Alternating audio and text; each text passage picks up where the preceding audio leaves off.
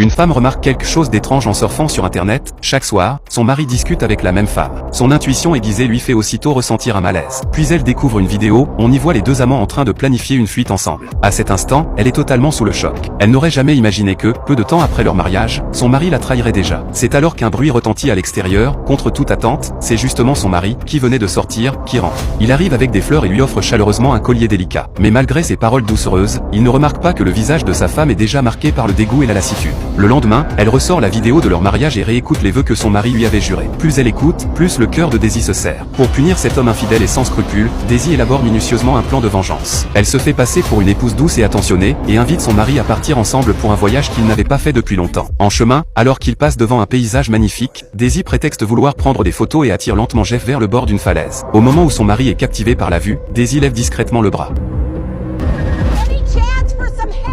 Mais une femme venue demander son chemin surgit derrière eux et interrompt accidentellement son plan soigneusement préparé. Voyant son mari s'empresser d'aller aider, Daisy comprend que l'occasion est perdue. Mais elle n'a aucune intention d'abandonner, car ce voyage ne fait que commencer. En regardant son mari déjà endormi, Daisy recommence à réfléchir. Elle envisage de l'attaquer par surprise, de le frapper à l'arrière de la tête avec une pierre jusqu'à ce qu'il cesse de respirer. Mais se débarrasser du corps serait beaucoup trop compliqué. Provoquer un accident lors d'un camping, puis attirer un ours noir dans la tente, offrirait sans doute de fortes chances de réussite. Une autre option serait d'agir pendant que Jeff conduit, mais ce plan est trop risqué et pourrait même mettre sa propre vie en danger. Le lendemain, en consultant le programme des activités, Daisy remarque enfin une sortie en kayak. Elle décide de se débarrasser de son mari sous les yeux de tous, sans éveiller le moindre soupçon. Profitant d'un moment d'inattention, elle sort discrètement le couteau qu'elle avait préparé à l'avance et tranche la sangle de sécurité de son mari en baissant la tête. Lorsque tout le monde commence à embarquer, Daisy est déjà installée et a ajusté sa position. En voyant Jeff mettre les pieds dans le kayak, elle pousse enfin un soupir de soulagement. Peu après, l'embarcation se laisse porter par le courant, et la rivière devient de plus en plus agitée. Daisy sait que dans de telles secousses, la sangle finira vite par céder, et qu'à ce moment-là, même un homme expérimenté sera projeté à l'eau. Et dans ces conditions, personne n'oserait risquer sa vie pour porter secours. Une énorme vague surgit soudain,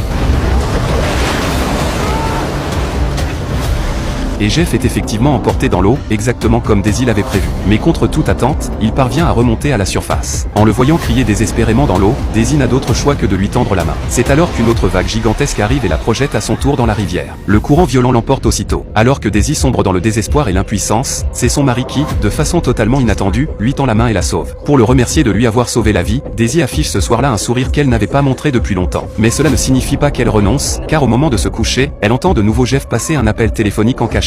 À cet instant, le cœur de Daisy se glace complètement. Le lendemain, ils partent comme prévu pour une randonnée en forêt. Mais à la surprise générale, une femme au corps séduisant interpelle soudain Jeff. Daisy ressent aussitôt une vive inquiétude, cette femme n'est certainement pas quelqu'un de banal. Comme prévu, Jeff montre immédiatement des signes de nervosité et prétend qu'il ne s'attendait pas à croiser une collègue ici. Ce qui surprend encore plus Daisy, c'est qu'elle y connaît même son prénom et lui